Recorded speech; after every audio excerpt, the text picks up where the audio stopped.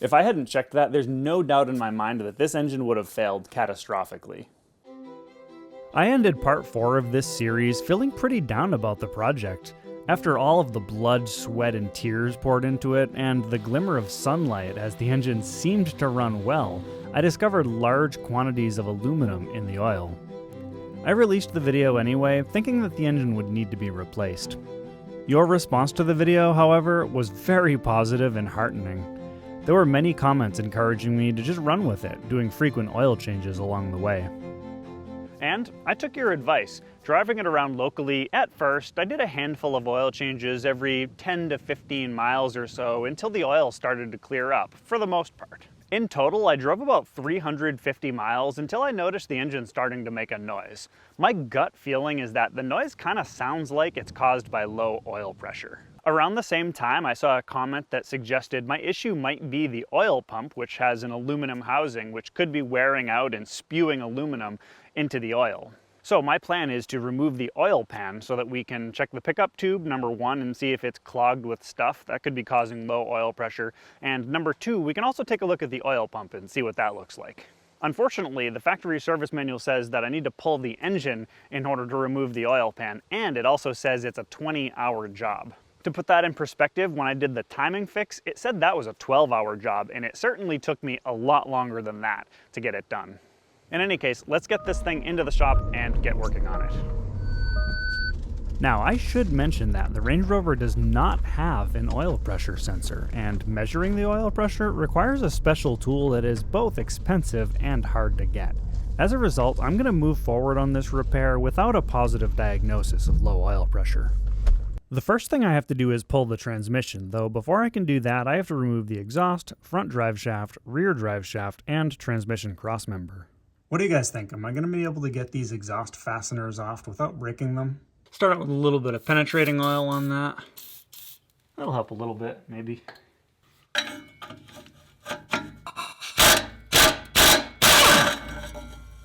Yep, broke that one off. In total, I broke 5 out of 6 of the exhaust studs.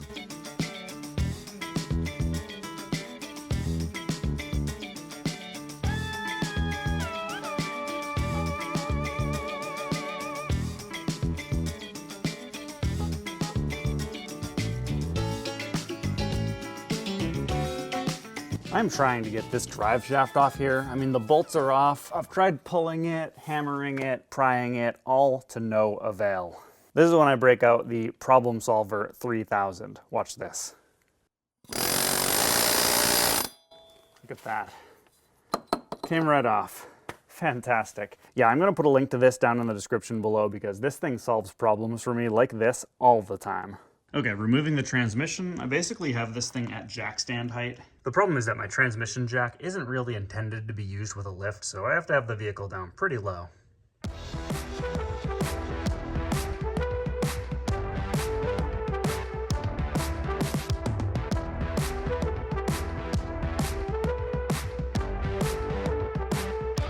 Okay, so it is probably about a week later. I basically got the entire transmission disconnected, except that there's one dowel pin that was stuck and really doesn't want to come out. So I soaked it with a rust penetrator, and then I went to go work on other projects. I also picked up this nice Blue Point transmission jack at an auction. It's a bit old, you can see it's well used. The yellow thing on top is a snap-on fuel tank adapter, so I'm pretty excited to be able to use this to put the transmission back in when it's time to do that. If you follow me on Instagram, you probably already saw that I scored some snap-on tools at the auction like this, a 10mm. Nice. I'll put a link in the description below to my Instagram.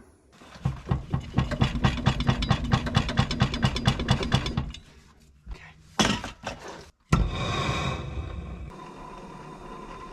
188 degrees. That's pretty warm.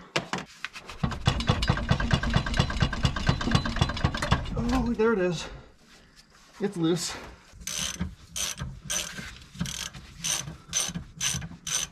I do not get paid enough to roll around on the ground like this.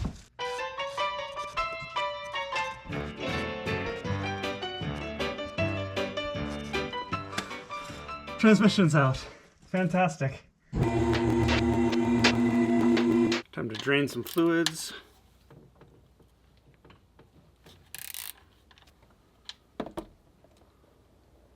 Yeah, after all the miles I put on it, you can see all the aluminum particles in the oil. It's actually really pretty.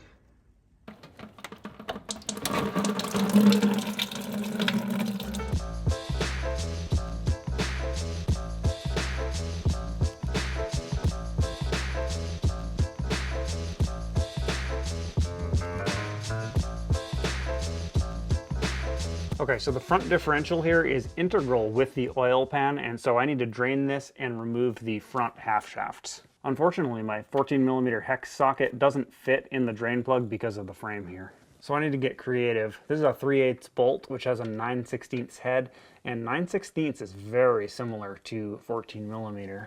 It's a little bigger though, so I think I might need to bang this in. Perfect. Oh yeah, it's coming off easily. Very nice. I bet this fluid is going to be absolutely disgusting because it has probably never been changed. 168,000 miles. You know, it actually doesn't look that bad. It's a little dark, but I don't see any metal shavings in it.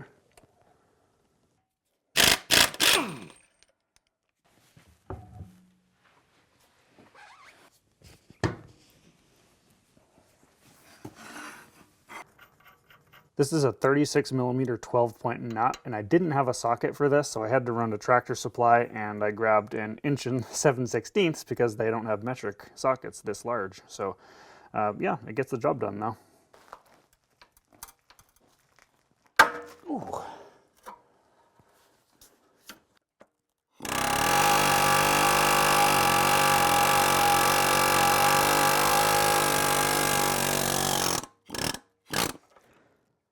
They say you're not supposed to use a hammer, or an air hammer for that matter, to remove the CV shaft from the hub here, but that thing was seized in there real good, and it doesn't look like I caused any damage, so I think we're good.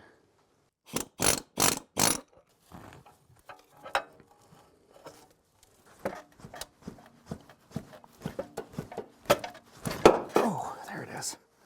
I have come to the conclusion that this vehicle is a pain in the ass to work on, and you don't really notice a lot of the time until you have something else to compare it to. So recently I did an engine swap in my Mercedes E-Class, and that thing was a dream. It was so easy to work on. In fact, I managed to get the engine out in less than a day.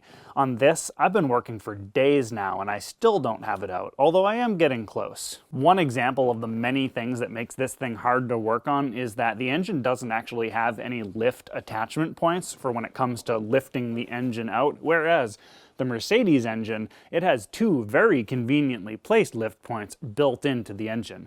On this one, you're supposed to unbolt some of the stuff, and then there's a special Land Rover tool that you're supposed to bolt on, and that acts as your lift points. And nobody has one of those except for an actual Land Rover dealer. I'm going to fix this vehicle up and enjoy it for a bit, but I'm genuinely thinking about swapping it for like a Mercedes GL or something like that. Let me know in the comments if you have any recommendations. Maybe I should get a Land Cruiser or something. Okay, so I have to remove this bracket, and then I can use this bolt down here to attach an attachment point that I have to fabricate myself.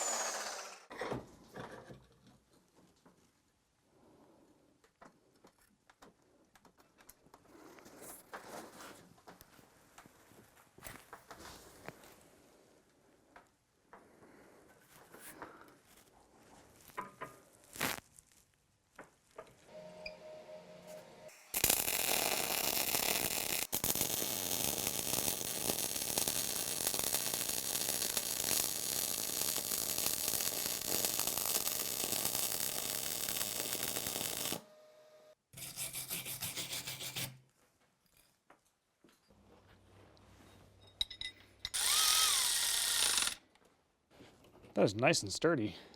Well, it took a few iterations, but look at that, it fits nicely.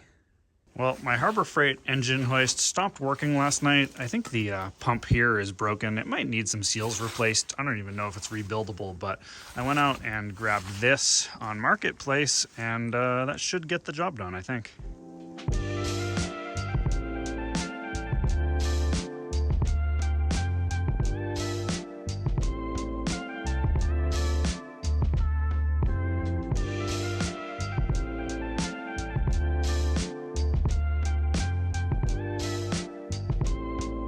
Well, there we go, job done.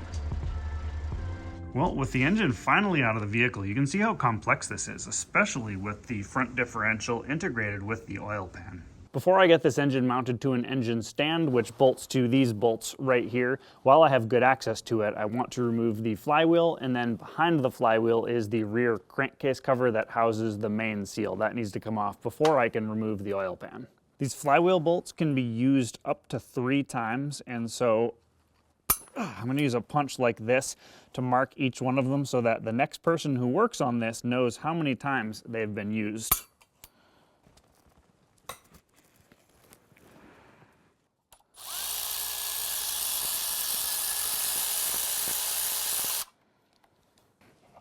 Ooh, that came off a lot easier than I expected.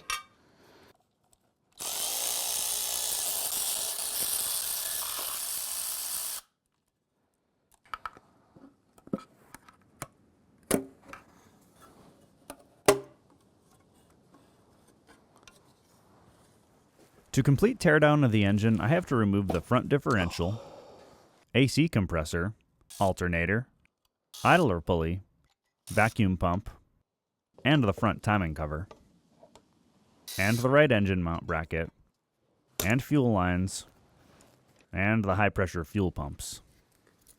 So there are 16 bolts holding the oil pan on, and it would be a lot easier if I flipped the engine over so I could get it from the top. However, I'm expecting that there's a lot of crap inside the oil pan, like pieces of metal, plastic, and maybe even other stuff that would fall into the engine if I did that. So I'm definitely going to remove it from the bottom.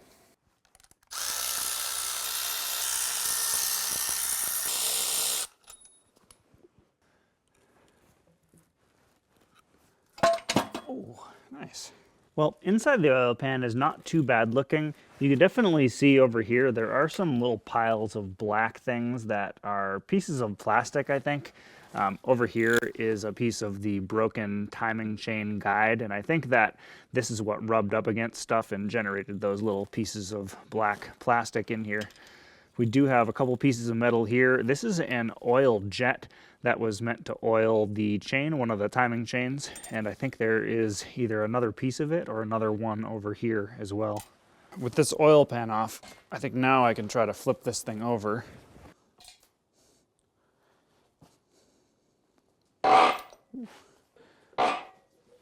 This is so sketchy.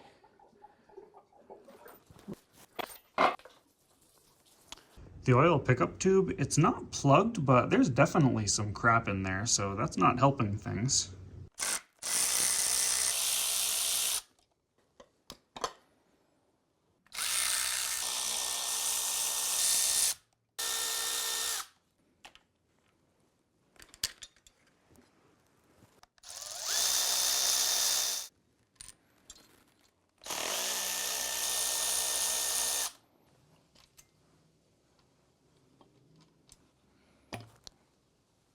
So I think the prudent thing to do would be to take this thing apart so we can see what it looks like inside and see if this oil pump is actually the problem.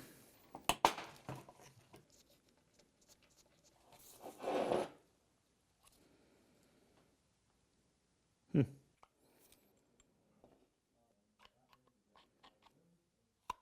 we go. You can see significant scarring on the gears of the oil pump and also on both sides of the aluminum housing. Okay, got a new OEM oil pump, of course, all the way from England, and you know, for something this important and this hard to access on the vehicle, it really makes sense to go with an OEM part. For some reason, they decided to change the design of it, and so I needed to order a new outlet tube as well to make it work.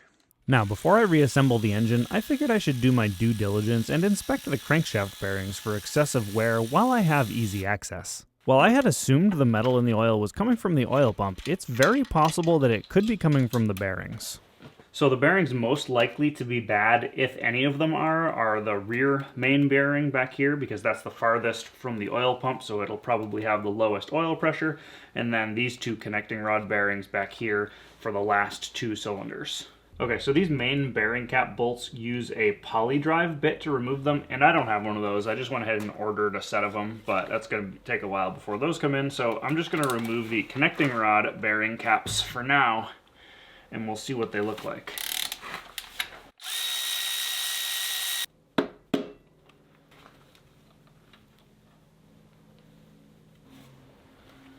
Bearing itself, yeah, that's pretty bad looking.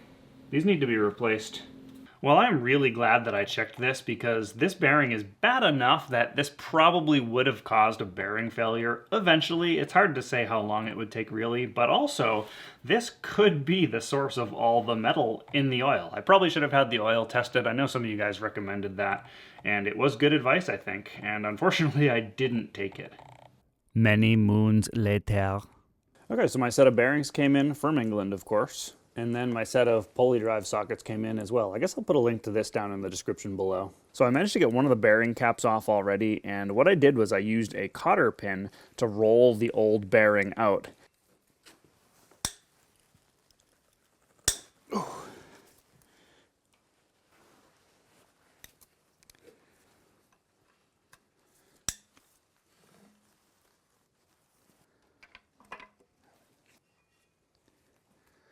I mean, that bearing is definitely worn. That's not the worst one I've seen.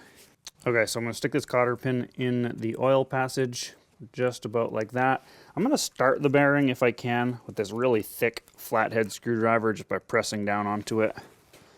Oh yeah, okay, that's going to come out. Now I'm going to rotate the crankshaft by hand. It's a lot of compression here, so it's a little tricky to do. You can probably hear the sucking sounds from the compression being built up in the cylinders. Oh, I gotta watch my timing over here. And you can see the bearings rolling right out nicely.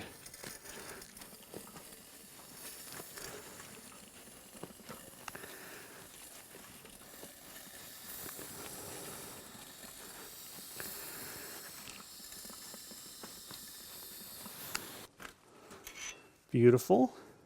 Bearing is definitely worn, but it's not too bad. Make sure you install your bearings in the right position. So the bearing with the oil channel is what goes underneath the crankshaft. It's actually on top of the crankshaft when the engine is in the correct position. Also, I'm going to generously coat it with assembly lube. This will make sure that the bearings are lubricated when I first start the engine up before it builds oil pressure.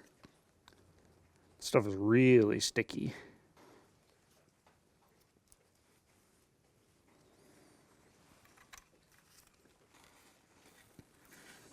For the initial part of it, the oil hole back here, if I line that up with the oil passage, I can stick an 832 screw in there, and I think this is going to do a better job, at least for the first half of it.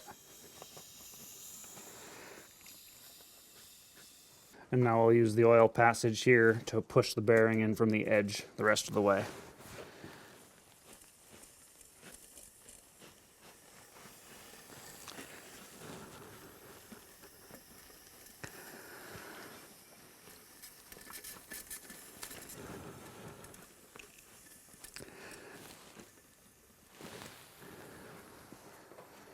Nice. That was not too difficult.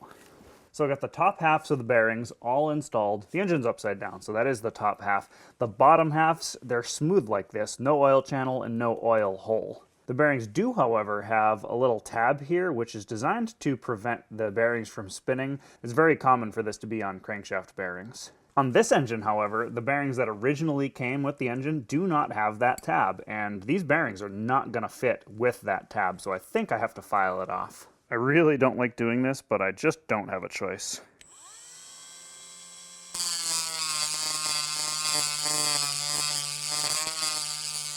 Got the tab grounded down nicely. Go ahead and pop it into the bearing cap. It sticks out a little bit on either end, which is a good thing because this is going to be like an interference crush fit once it's tightened down. Fill this with goop. Bearing cap number 3, arrow pointing towards the front of the engine.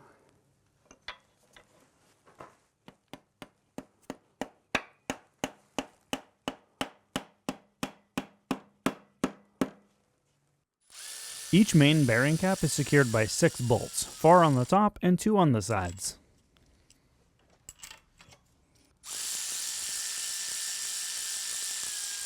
If there's ever a time to get out a reliable torque wrench, this is it. Stage 1 is 25 Newton meters.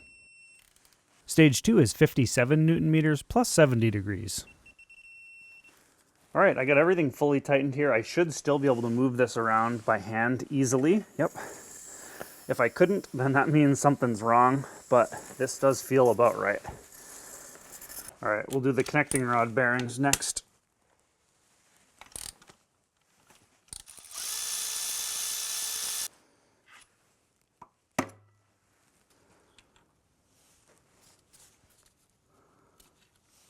Yep, the connecting rod bearings look really, really bad. The main bearings were not good, but they're not as bad as these. These connecting rod bearings are much worse. There we go. Yep.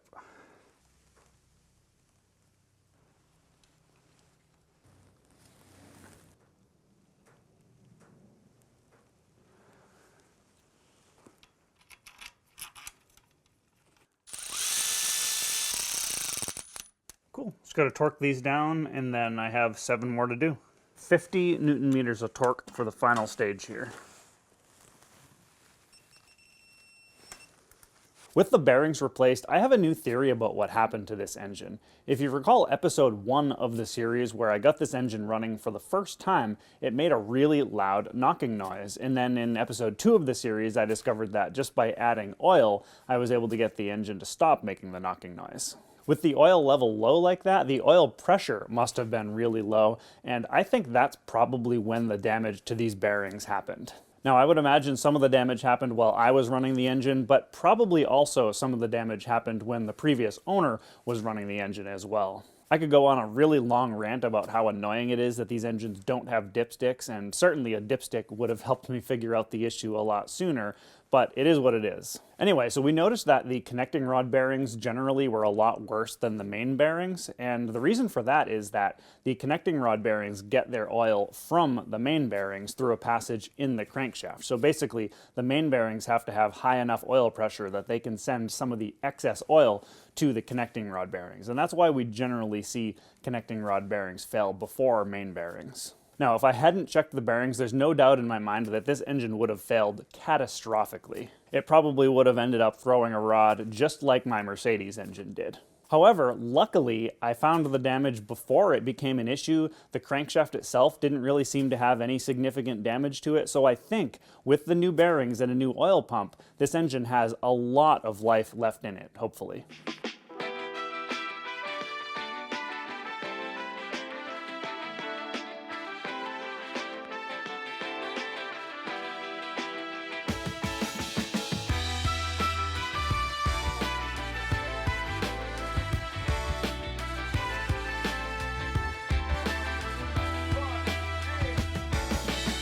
Alright, I am excited to use this new-to-me transmission jack to install this transmission. This thing has a ton of adjustment with these controls, so that should make it really easy to get lined up. The hardest part is going to be rolling it on the dirt floor, but I'll try to use some plywood.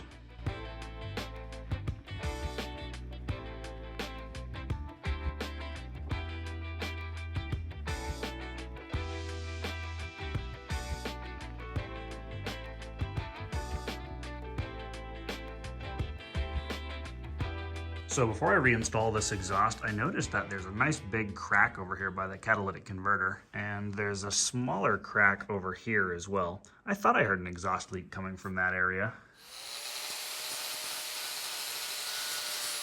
All right, I have the HDP Invertig 301 set to 80 amps. And of course I have a foot pedal here, so I can adjust that.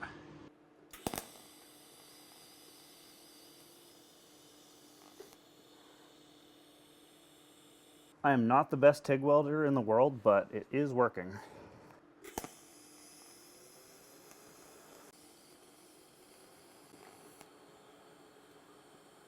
Not going to win any awards for beauty here, but definitely got the job done. Alrighty, well, I got the exhaust reinstalled. Next, I need to fill up the engine with coolant, power steering fluid, and engine oil.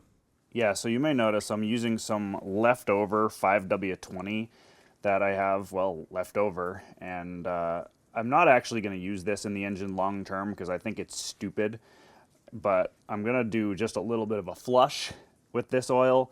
I'm going to change it after running it for only a short amount of time, and then I'm going to use 5W30, which I think is a much better option for this engine. Oh yeah, there are a lot of pieces of metal in this filter. It's very sparkly.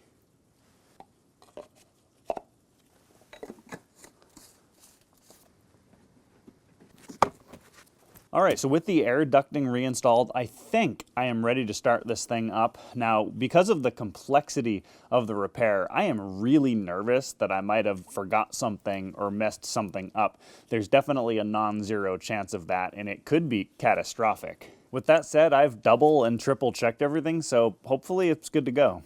All right, got the key. Start just by turning on the ignition. Let it prime the fuel system and check for leaks here.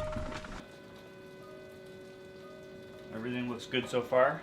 I'm only supposed to run it for about 10 seconds so I can let the power steering pump prime, and then I can check it for air bubbles. I might have to give it a chance to let all the bubbles settle if there are any, and then I can run it some more. But let's do this.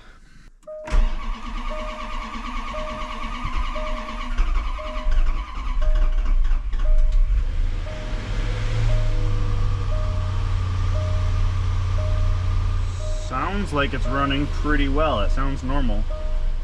Okay, that's good. Let's shut it off, check the power steering. Power steering has a few air bubbles in it, but it's really not bad. I'll just add a little bit more fluid in there. Yeah, you can see the level's a little bit low.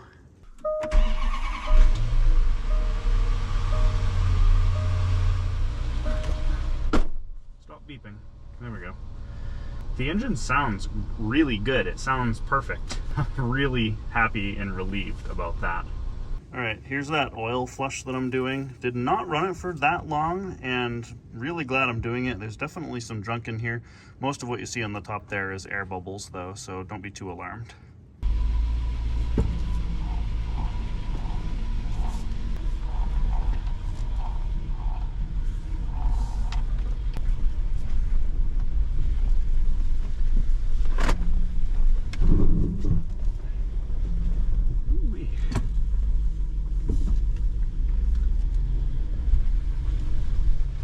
Well, the repair seems successful, and now that it has new bearings, a new oil pump, I fixed the timing previously, I think this engine has quite a bit of life left in it, hopefully, but it is a Range Rover, so you never know. I definitely want to bring this thing on a nice long cross-country road trip, so you guys will get a status update one way or another on how this turns out.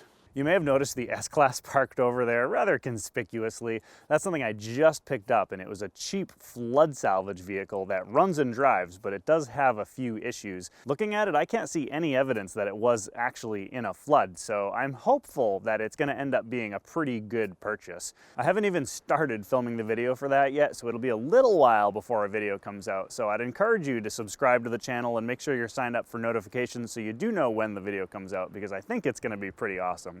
Thank you for watching.